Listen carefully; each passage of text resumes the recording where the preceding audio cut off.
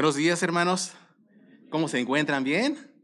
Qué gusto saludarlos esta mañana. Realmente pensaba durante esta mañana y los días pasados que hace mucho tiempo que yo no vengo acá para poder predicar la palabra, por una u otra razón. Así que el día de hoy me gozo en estar con ustedes. Qué gusto saludarlos. Ya me siento como en casa. En serio, ¿eh? Déjenles digo, ¿por qué? Porque hace poquito muchos de ustedes estuvieron en Querétaro y después muchos de ustedes estuvieron en Tlalpan. Ahí nos vimos, nos saludamos y demás. Y hoy nos vemos por acá. Así que soy de casa, hermanos, ni modo. Y después este saludo tan afectuoso que tuvimos hace un momento me hace realmente sentir en casa. Así que qué gusto estar aquí con ustedes. Vamos a abrir nuestras Biblias, si son tan amables, en el Evangelio según San Juan. Ya estamos en el capítulo 19 de este Evangelio. Yo quisiera preguntar esta mañana, ¿quiénes están llevando el estudio en la semana, en los diferentes estudios que hay y que provee la iglesia, y llevando el estudio del Evangelio según San Juan? Levante su mano, bien arriba, por favor, los que están estudiando. Ok, muy bien, gracias. Y los que no, hermanos, pueden comenzar desde el capítulo 1. Es una bendición, hay mucha riqueza impresionante en este evangelio. Debo reconocer que en mi vida cristiana nunca había estudiado el Evangelio según San Juan como en este tiempo, con Vida Abundante Iglesia Cristiana. Así que gloria a Dios por ello. Muy bien, antes de comenzar, ¿qué te parece si hacemos una oración, por favor, al Señor? Inclina tu rostro y le decimos: oh querido Señor, tú que eres el alto y sublime, tú que habitas la eternidad, Señor, te damos las gracias, como hemos cantado, por la bendición de poder estar aquí, tu iglesia, este día, tu día, Señor.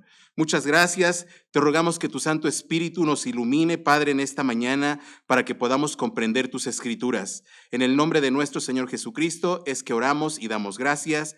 Amén. Gracias, hermanos. Muy bien. Antes de entrar en materia, quiero decir dos cosas que he estado reflexionando en la semana en relación al Evangelio según San Juan, y que tiene que ver con mi propia vida, porque los primeros impactados en cuanto al estudio de la palabra para luego poder compartir con ustedes somos los predicadores, somos los que compartimos la palabra. Y dos cosas importantes que Dios mostró a mi vida. Punto número uno, cuando leemos Juan 19. Punto número uno es el gran amor de Dios que tuvo para conmigo. El gran amor de Dios que tuvo para contigo. Punto número 2, la gravedad de mi pecado. La vemos en el capítulo 19.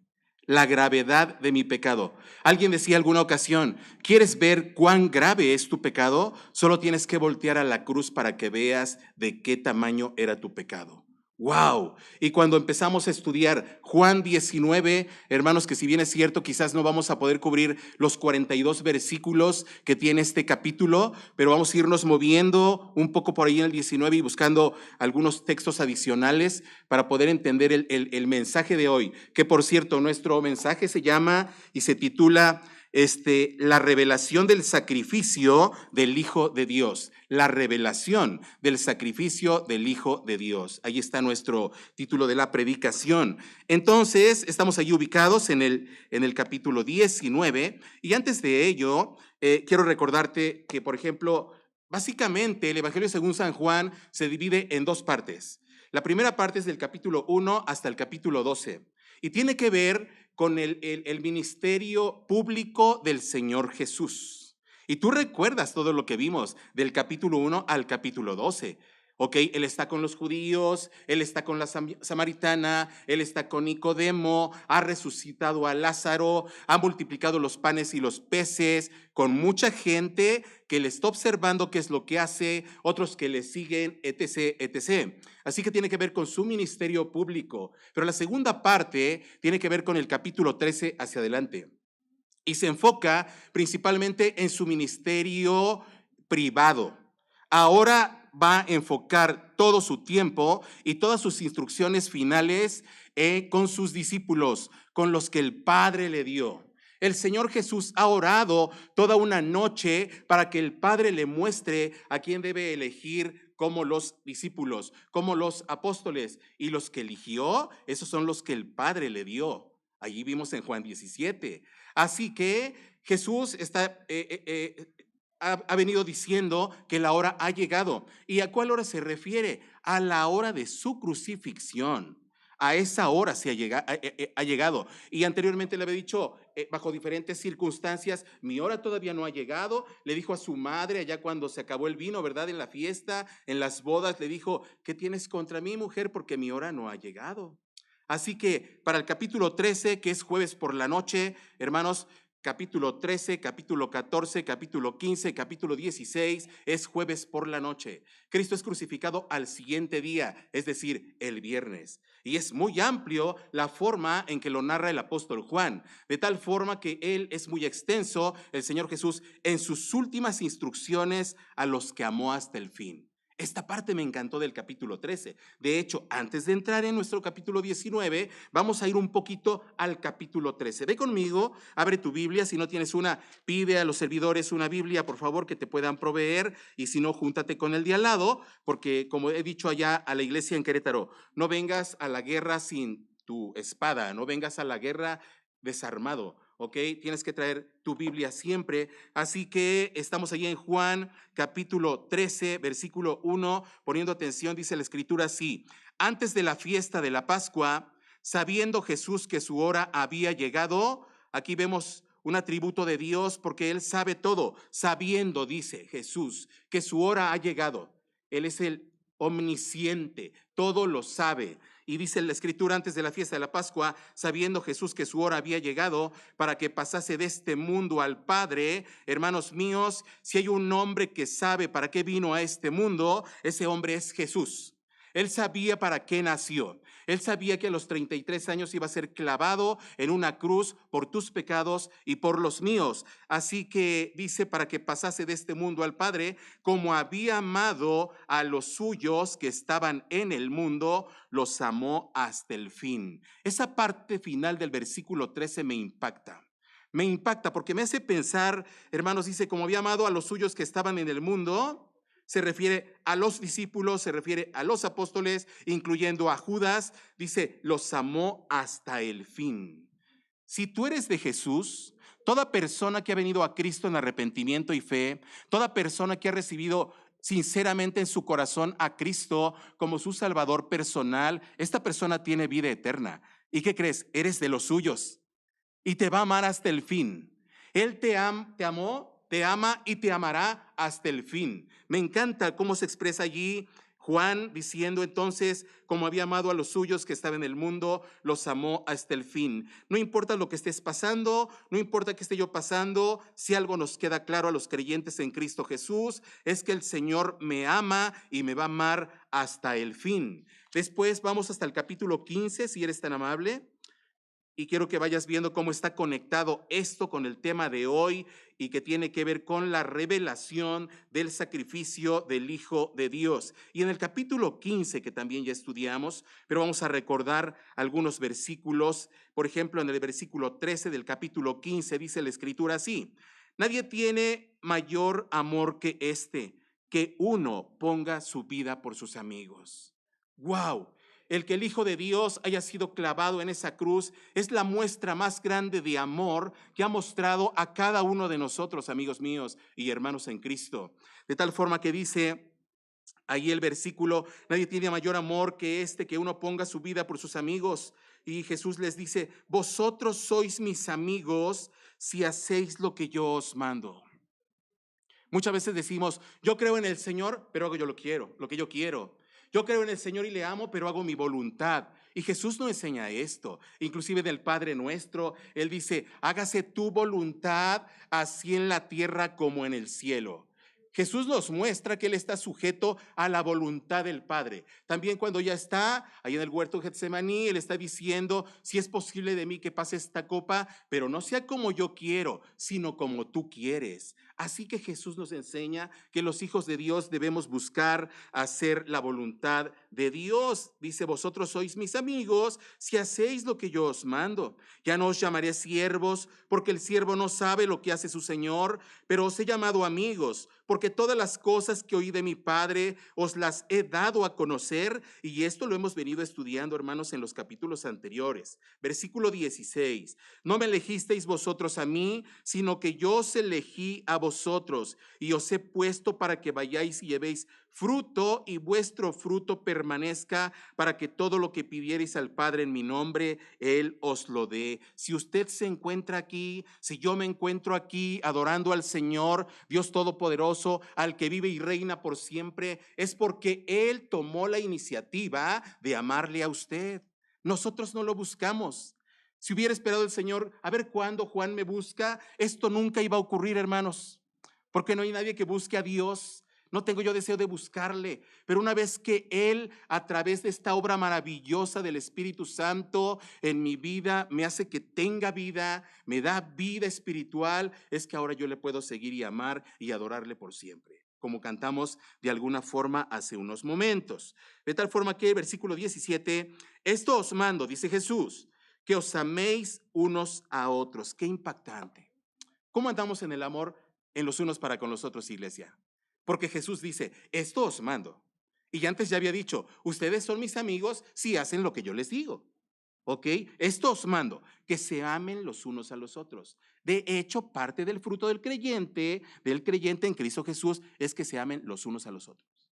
¿Es fácil? No, hermanos. No es fácil que me amen todos los de la congregación, porque tengo mis propias cosas, pero es un mandamiento del Señor, y si le amamos y le conocemos, debemos obedecer sus mandamientos. Ahí está. Ahora sí, vámonos pues hasta el capítulo 19 que nos corresponde el día de hoy. Y como tú sabes, allí en el capítulo 18, a partir del 28, del versículo 28, capítulo 18, 28, que ya vimos y ya predicaron sobre esto, hermanos, pero vamos a entrar allí en el contexto. Han pasado varias cosas. En el capítulo 18 empieza el arresto de Jesús. Esto ya lo vieron. Y obviamente Anás, les he entregado a Jesús a Anás, y después Anás a Caifás, que era su yerno, y después Caifás al gobernador romano Poncio Pilato.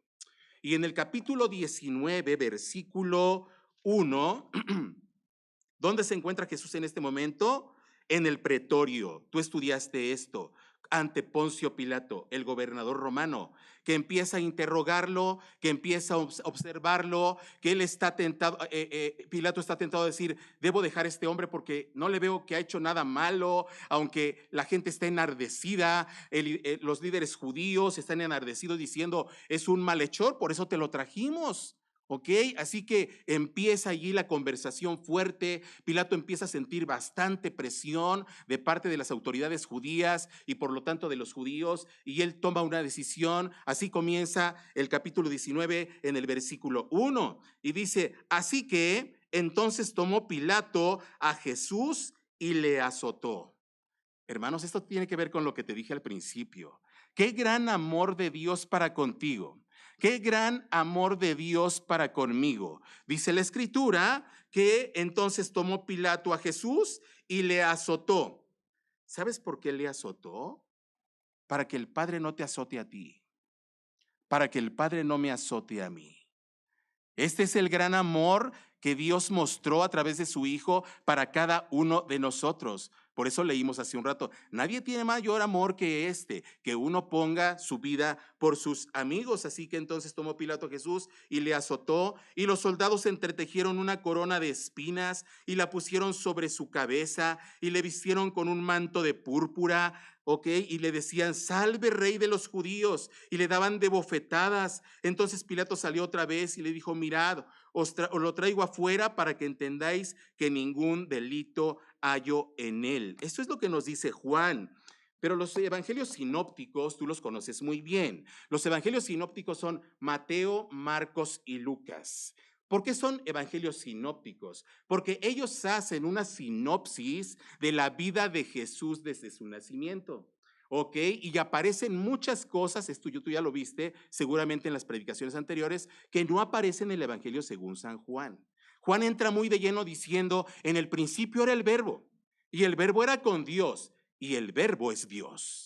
Increíble la forma en que entra Juan directamente. Por esta razón, nuestra predicación se llama, va la tercera vez que la comento, la revelación del sacrificio del Hijo de Dios. Y entonces, al menos Mateo y Marcos, cuando tú lees el texto paralelo a este de Juan 19, nos damos cuenta que no solamente hacían con Jesús lo que estamos leyendo, sino que también dice que le pusieron una caña en su mano, ¿ok? Y los soldados tomaban esa caña y le golpeaban la cabeza. Pero además también lo escupían en diferentes ocasiones al Hijo de Dios. Sí, nos damos claramente cuenta en estos primeros versículos que se están burlando de aquel que es el rey de los judíos, de aquel que dice llamarse el rey de los judíos. Dice entonces otra vez el versículo 2, y los soldados entretejieron una corona de espinas. ¿Puedes imaginar esto? Ok, tú eres el rey, ¿verdad? Dice que eres rey. Entretejen una corona de espinas, se la ponen en la cabeza y entonces hacen que se incruste para que las espinas puedan penetrar en esa parte de la cabeza.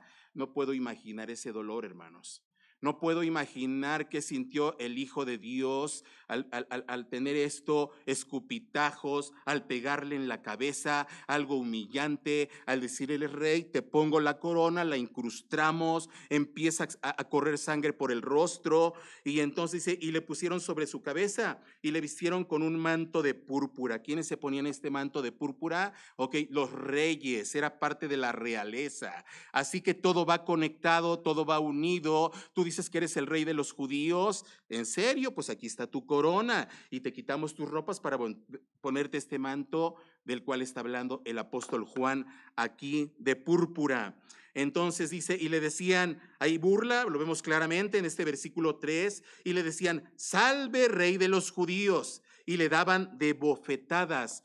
Mateo y Marcos nos dice que se hincaban los soldados y le decían, salve rey de los judíos. Hay una clara burla ante todo lo que está pasando, obviamente con el Hijo de Dios. Después que pasó esto, hermanos, dice que Pilato seguramente hizo este tipo de cosas para apaciguar un poco todo lo que estaba diciendo la autoridad judía, todos los judíos, esa gente que unos días anteriormente había dicho ahí en la entrada triunfal, hosana al Señor, hosana al que viene en el nombre del Señor. Mucha gente que había gritado y dicho esto se encontraba allí, ahora diciendo, crucifícale, crucifícale. Increíble. El devocional fue muy bueno. Sobre toda cosa guardada, guarda tu corazón, porque de él mana la vida.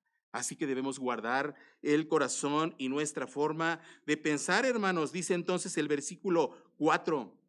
Entonces Pilato salió otra vez y le dijo, mirad, os lo traigo afuera para que entendáis que ningún delito hallo en él. Y salió Jesús llevando la corona de espinas y el manto de púrpura, y Pilato les dijo, he aquí el hombre. Algunos estudiosos de la Biblia dicen que cuando Pilato dice, he aquí el hombre, es que para este entonces Jesús está casi irreconocible. Hermanos, hay mucha sangre, está inflamado, ha sido golpeado, porque además cuando leímos ahí que ha sido azotado, tú sabías la forma de azotar de los romanos, ¿ok? Ellos tenían un látigo con unos pedazos de cuero, obviamente, y en la punta de estas tiras de cuero tenían huesos o algunas otras cosas que hacían que cuando tú golpeabas el cuerpo, se traían los pedazos de la carne. Increíble. Jesús en el pretorio había sido golpeado de esta forma. Dicen los historiadores que hay gente que eran criminales y que los golpeaban de esta manera antes de crucificarlos y allí morían. Ya no llegaban a la cruz, morían por el azoto, tan cruel, tan despiadado de esta forma. Jesús pasó todo eso. Era fortalecido por el Padre porque su misión era la cruz del Calvario. Él tenía que llegar a la cruz del Calvario y llegó a esa cruz para pagar por ti y por mí. Entonces les dice en el versículo 5, y salió Jesús llevando la corona de espinas y el manto de púrpura, y Pilato les dijo, he aquí el hombre. Cuando le vieron los principales sacerdotes y los alguaciles, dieron voces diciendo, crucifícale, crucifícale. Pilato les dijo, tomadle vosotros y crucificadle, porque yo no hallo delito en él. Increíble, hermanos, increíble. Situación compleja para el gobernador romano, ¿ok? Él ha hecho lo que ha hecho con la intención de poder decir, es todo lo que yo ya puedo hacer, no tengo que hacer nada más, porque yo no veo nada en este hombre. Lo estoy interrogando, a veces me responde, a veces no me responde. Jesús ya le había dicho, Tú estás aquí y más adelante lo vamos a ver también, es porque Dios te da autoridad, por eso estás haciendo lo que estás haciendo. El Señor Jesucristo, sabiendo qué tiene que hacer y llevando a cabo la voluntad del Padre, había llegado la hora de su crucifixión y de morir por los pecados de los que amó, hermanos, hasta el fin. Nos vamos pues hasta el versículo 17, hermanos. Como decía, no va a haber tiempo de recorrer todo el texto en 42 versículos, pero vamos a ir hasta el versículo 17 de nuestro capítulo 19. Y dice, y él, quien Jesús, cargando su cruz, salió al lugar llamado de la calavera, y en hebreo Gólgota. Y allí le crucificaron, y con él a otros dos, uno a cada lado, y Jesús en medio.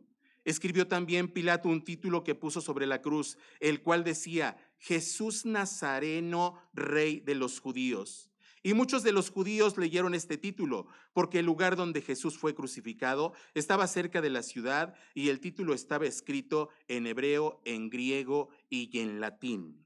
Hermanos míos, Jesús lleva su cruz, va a ser crucificado, y además el gobernador pone esa inscripción de Jesús Nazareno, el Rey de los Judíos. Y además estaba, como dice allí, en diferentes idiomas. ¿Por qué en diferentes idiomas, hermanos? Recuerden que se va a llevar a cabo la Pascua. Jesús muere en medio de la Pascua. Habían venido judíos de todos los lugares. ¿Quiénes están presentes? Los romanos, los soldados romanos. Había muchísima gente. Dios se encargó perfectamente bien de que quedara bien claro quién era el crucificado, a quién estaban crucificando. Y es por esta razón que se escribe en diferentes idiomas, para que todos puedan comprender. Ahora, cuando leemos esto del azoto, hermanos, y cuando leemos que Jesús lleva su cruz y es crucificado, no podemos dejar de pensar lo que el profeta Isaías dijo aproximadamente 600 años antes. ¿Recuerda a qué nos estamos refiriendo?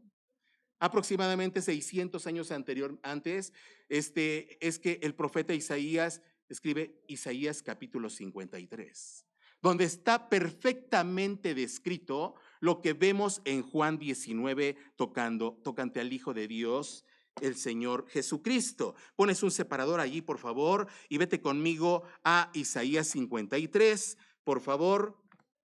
Y vamos a dar lectura a algunos de los versículos que se encuentran aquí, hermanos. Miren, por ejemplo, ya estamos en el capítulo 53 y el versículo 3 dice, observa e imagina el cuadro de lo que hemos venido viendo, ¿ok? El gobernador romano, las autoridades judías, los judíos, los soldados romanos y todo lo que allí está pasando, ¿ok? El azoto por parte del gobernador romano. Y entonces fíjate lo que dice el versículo 3 de Isaías 53. Despreciado y desechado entre los hombres, varón de dolores, experimentado en quebranto, y como que escondimos de él el rostro. Fue menospreciado y no lo estimamos. Todo eso estamos viendo en Juan, hermanos. Lo hemos venido estudiando. Dice, ciertamente llevó él nuestras enfermedades y sufrió nuestros dolores, y nosotros le tuvimos por azotado, por herido de Dios y abatido. Atención, hermanos. ¿Quién lo hirió? Por herido de Dios y abatido. ¿Quién lo hirió? Dios lo hirió. ¿Quién lo abatió? Dios lo abatió. Porque la única forma de satisfacer la justicia del Padre, la justicia de Dios, es a través de su Hijo Cristo. Él lo abatió y, como dice aquí Isaías, él lo hirió, como dije hace un momento, para que no te hiriera a ti. Hay una dualidad de parte de Dios para con nosotros. Por un lado, nuestro pecado nos lleva a la separación eterna con Dios, pero por otro lado, el amor de Dios es tan inmenso que Él nos da lo mejor que tiene, que es a su Hijo Cristo, para que nosotros podamos llegar a Él. Eso lo vimos en Juan 14:6. Yo soy el camino, yo soy la verdad y yo soy la vida, dijo Jesús, y nadie viene al Padre si no es por mí. Amigos míos, debe cerciorarte que estás en Cristo, que tú eres hijo de Dios, pero y si no, hoy es el día. Hoy es el día de arrepentirse delante de Dios, ese Dios 3 veces santo, y poder decir, yo soy un pecador y por ser pecador merezco la muerte. Más puntualmente, merezco la separación eterna con Dios, es decir, el infierno.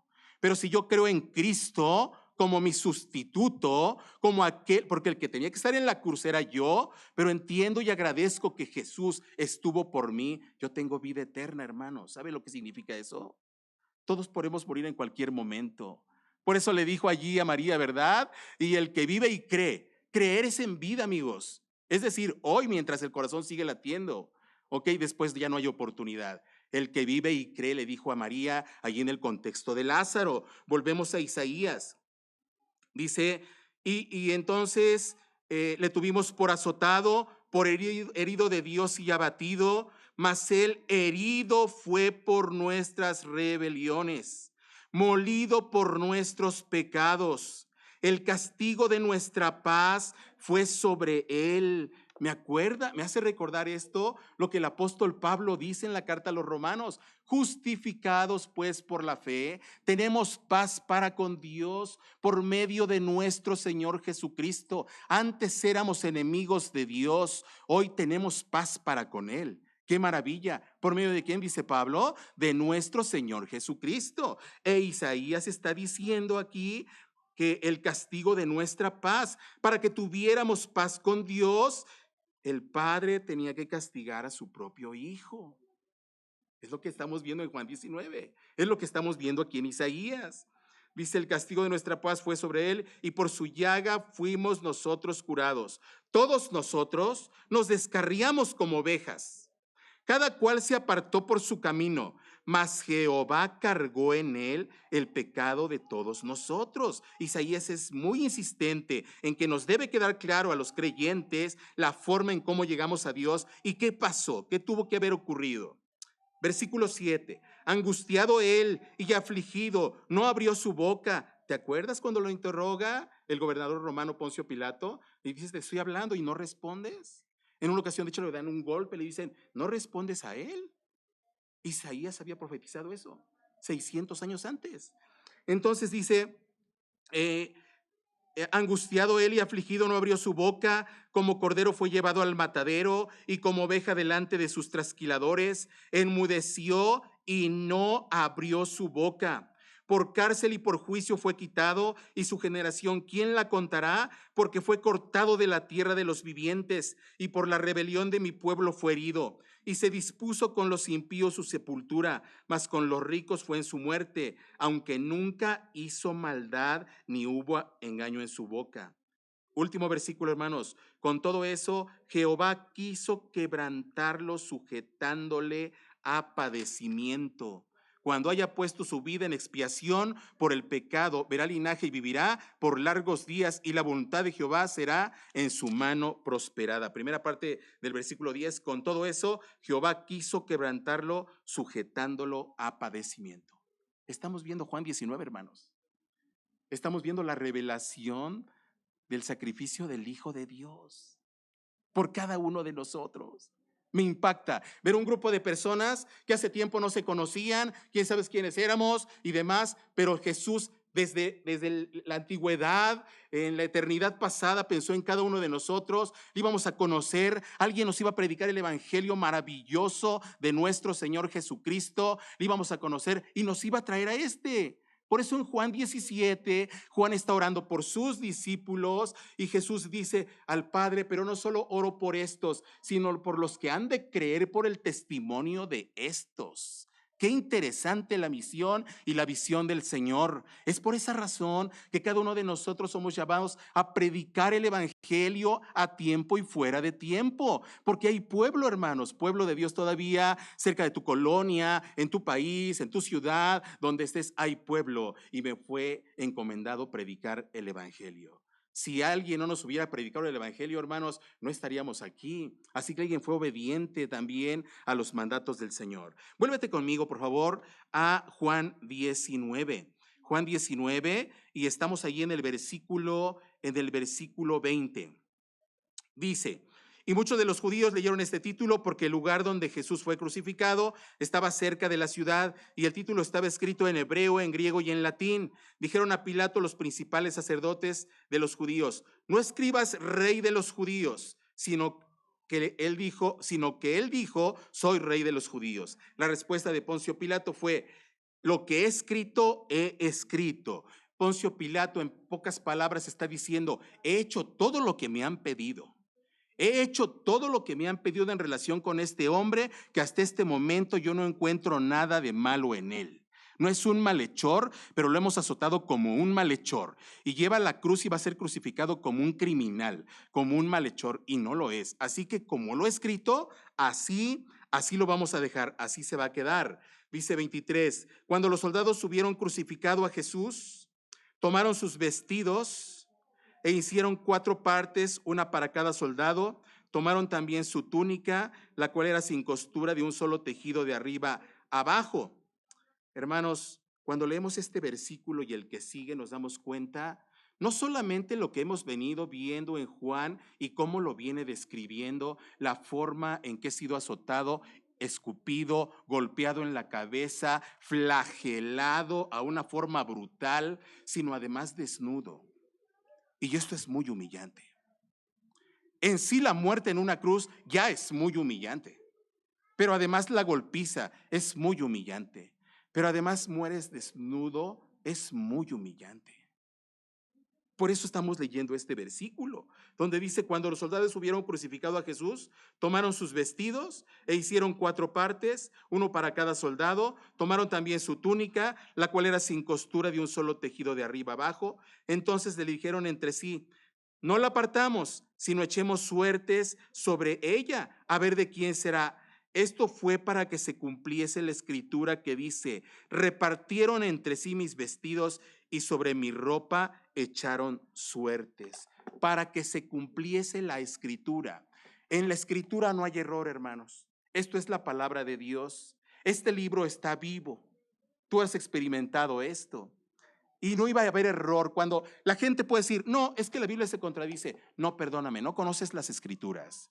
No has leído y estudiado las escrituras. En este libro hay perfección porque es la palabra de Dios. Esta es la forma en que piensa Dios. Así son como ocurrieron las cosas. Esto es la verdad. Así que tenía que ocurrir esto, hermanos, para que se cumpliese la escritura. Dice repartieron entre sí mis vestidos y sobre mi ropa echaron suertes. Y tú viste en el estudio seguramente que esto tenía que ver con el Salmo 22:18. Así decía la escritura y se tenía que cumplir, como lo menciona Juan en capítulo 19. Dice: y así lo hicieron los soldados. Estaban junto a la cruz de Jesús su madre y la hermana de su madre, María, mujer de Cleofas, y María Magdalena.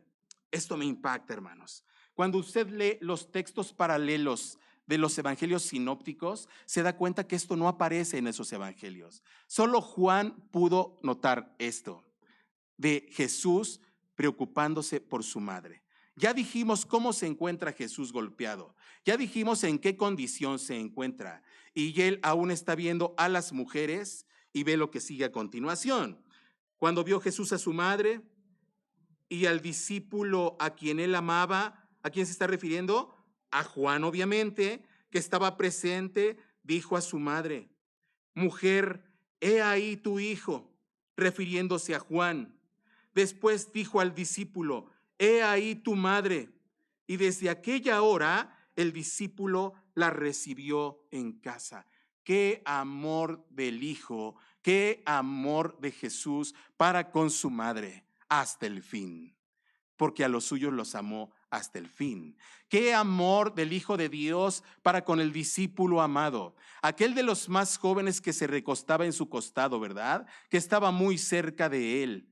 Qué amor, él al pie de la cruz, observando todo lo que está pasando, su madre también, como las mujeres que se han mencionado ahí también, y Jesús con este amor tan grande que no podemos alcanzar a comprender ni para con ellos, pero tampoco para contigo, ni tampoco para conmigo. Es algo que rompe nuestra cabeza cuando tratamos de entender ese amor. Por eso mencioné ese al principio, hermanos, y él se ocupa de su madre y del discípulo amado. Me encanta la parte final del 27 diciendo: y desde aquella hora el discípulo la recibió en su casa. 28. Después de esto, sabiendo Jesús que ya todo estaba consumado, palabra importante, consumado, que vamos a encontrar en el siguiente versículo.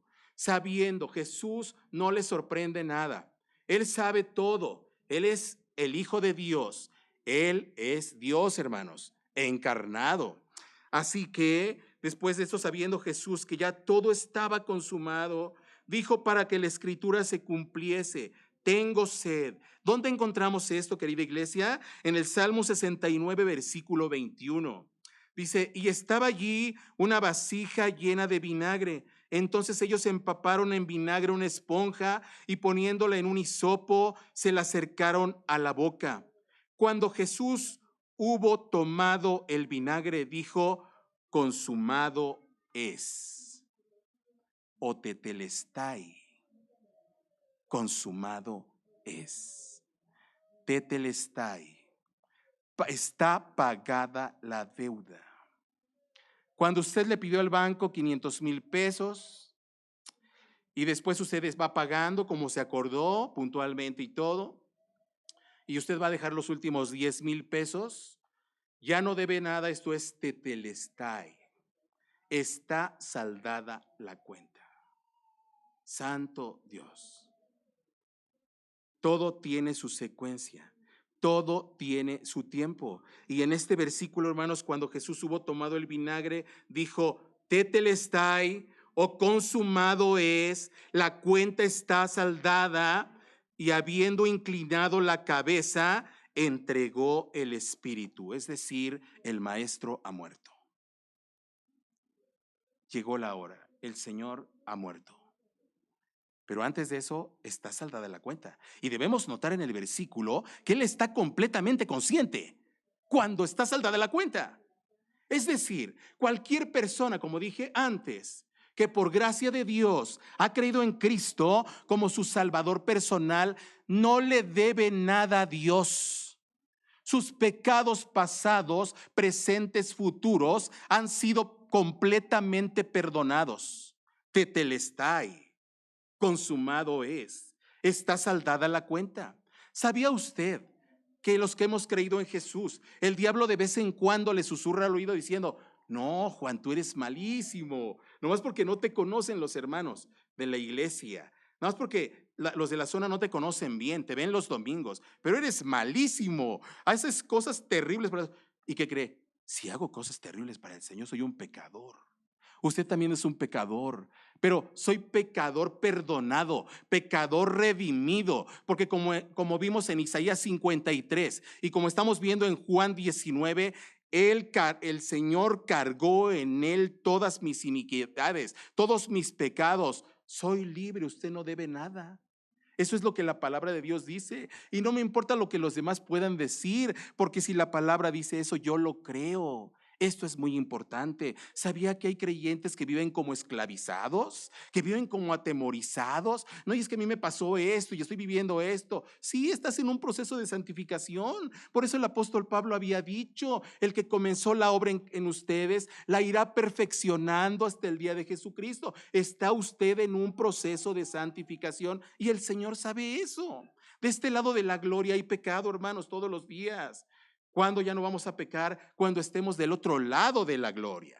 Cuando el Señor haya venido por su iglesia para arrebatarla, o cuando nuestro corazón deje de latir, hermanos, y entonces estaremos con el Señor para siempre.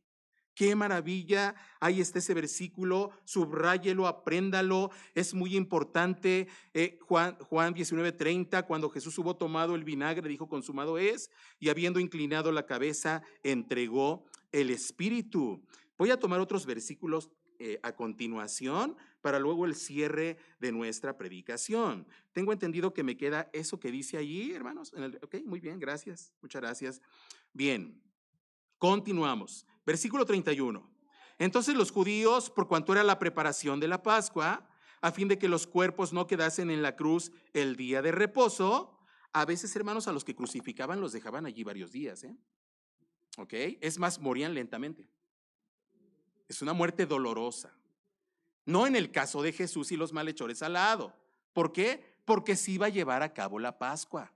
El versículo es claro en lo que estamos leyendo. Así que vea lo que narra Juan. Entonces los judíos, por cuanto era la preparación de la Pascua, a fin de que los cuerpos no quedasen en la cruz el día de reposo, pues aquel día de reposo era de gran solemnidad, rogaron a Pilato que se les quebrasen las piernas y fuesen quitados de allí. Vea cómo Dios es soberano, hermanos. Vean lo que vamos a ver a continuación. Vinieron pues los soldados y quebraron las piernas al primero y asimismo al otro que había sido crucificado con él. Mas cuando llegaron a Jesús, como le vieron ya muerto, no le quebraron las piernas. Pero uno de los soldados le abrió el costado con una lanza y al instante salió sangre y agua. El que lo vio da testimonio y su testimonio es verdadero y él sabe que dice verdad para que vosotros también creáis. Porque estas cosas sucedieron para que se cumpliesen las escrituras. No será quebrado hueso suyo. Y seguramente tú estudiaste y te fuiste a Éxodo capítulo 12, versículo 46, hablando del Cordero Pascual. Y te fuiste a Números 9:12 también. No los vamos a buscar por cuestión de tiempo, pero los puedes buscar con calma en tu casa. Repito, Éxodo 12:46, Números 9:12, Salmo 34:20, que sí voy a leer Salmo 34:20. Dice, y también esta escritura dice, mirarán al que traspasaron. ¿Dónde lo vas a encontrar? En Zacarías capítulo 12, versículo 10, en Apocalipsis capítulo 1, versículo 7. Dije, por cuestión de tiempo, no vamos a leerlos todos. Dice, también otra escritura dice, mirarán al que traspasaron. El Dios soberano tiene todo en control. Él es el Dios soberano, que sabe cuándo van a pasar las cosas. Y hablando de que no sería quebrado hueso suyo, solo acompáñame a Salmo 34:20. Salmo 34:20, por favor. Dice la escritura, Salmo 34:20. Él guarda todos sus huesos, ninguno de ellos será quebrantado. Santo Dios. ¿Quién? El Padre guarda todos sus huesos para que se cumpliese la escritura. Por eso el apóstol Pablo después dijo, Jesús es nuestra Pascua. Jesús era joven, hermanos, 33 años era joven, era fuerte, era sin defecto, es sin pecado, es el Hijo de Dios, es el Cordero Pascual. Y en la antigüedad así debía ser el Cordero, como lo acabo de describir. Por eso estamos viendo esos versículos y también los que le mencioné. Vuélvase conmigo a Juan 19, por favor. Y vamos al cierre, hermanos. Repito, era mucha información. Hasta aquí le vamos a dejar. Usted hizo su tarea, su estudio, y si no, vuelva a hacer recorriendo ese capítulo 19 y puntualmente la crucifixión y muerte de Jesús. Usted vio cómo después es Jesús sepultado. Por ahí encontramos a Nicodemo, que vimos allá en el capítulo 3, ¿verdad? Qué interesante. Una persona que el Señor ha tomado para que sea suyo. No importa lo que pase, ese lo va a seguir y lo vas a encontrar en algún momento. A Nicodemo lo vemos en el capítulo 3, pero lo vemos en el capítulo 19 y estuvo presente en la sepultura del maestro. ¡Wow! No me parece que Juan capítulo 3 no es tan claro de qué pasó con Nicodemo. Él siguió a Jesús, creyó en él y le siguió. Aquí lo encontramos. Bien, vamos al cierre. Si vamos resumiendo, hermanos, podemos pensar muchas cosas, ¿verdad? Todo lo que pasó con el Hijo de Dios. Él ya había dicho esto, fue preparando a sus discípulos. Les dijo, las cosas no van a estar fáciles, deben de confiar. Hay cosas que todavía no entienden de lo que les estoy diciendo en los capítulos anteriores a partir del 13, pero después lo van a entender. Cuando Jesús iba a ser crucificado y luego resucitado, ellos van a entender muchas cosas que Jesús les había dicho. Y cuando venga el Espíritu Santo en Hechos capítulo 2, ellos todavía van a entender más cosas de lo que el maestro les había dicho. ¡Qué maravilla! Estos hombres permanecieron fieles, aunque al principio se acobardaron. Y por ejemplo, cuando vemos ahí, y no lo tocamos hoy, pero cuando el apóstol Pedro niega a Jesús, hermanos, el apóstol Pedro que tú ves allí, no es el apóstol Pedro, es el mismo apóstol Pedro, pero con un poder impresionante en Hechos capítulo 3. ¡Wow! Él le da una predicación, un mensaje con el poder del Espíritu Santo donde se convierten muchas personas. ¿Es Pedro? No, es el Espíritu Santo de Dios en Pedro. Pero un hombre como tú y como yo que está dispuesto a decir, sí, este es el Señor, este era el Maestro, este es Jesús, el Hijo de Dios. Al cierre, Podemos pensar muchas cosas. ¿Quiénes mataron a Jesús? Podemos decir que los judíos. ¿Quiénes mataron a Jesús? Pueden decir que los romanos. ¿Quiénes mataron a Jesús? Podemos decir que nosotros por nuestro pecado, etc., etc. Pero la respuesta la da Juan y ya es muy puntual. Me encanta lo que dice Juan en lo que voy a leer a continuación y con esto estamos terminando nuestro mensaje de este domingo, Día del Señor. Vete conmigo por favor a Juan 10, capítulo 17 y 18. Juan 10, 17 y 18. Que ya recorrimos también, hermanos, por favor. Desde el 16 vamos a leer. Juan 10, 16. Déjeme tomar poquita agüita y damos lectura. Ahí está la respuesta a lo que podríamos preguntarnos. ¿Quién mató a Jesús? Ok, el Señor utiliza personas. Ok, ya lo vimos. Juan 19, Isaías 53. Pero Juan 10, 16 dice, también tengo otras ovejas que no son de este redil. Allí está usted, querido hermano. Allí estoy yo. Gloria a Dios. Amén. Aquí es donde usted dice amén, efectivamente. Y el Señor está pensando en nosotros. Te conocía, sabía que ibas a nacer. Tus papás iban a ser los que Él quiso, tu contexto de vida, etc., etc., para que luego le conocieras. También tengo otras ovejas que no son de este redil. Aquellas también debo atraer y oirán mi voz. Y habrá un rebaño y un pastor.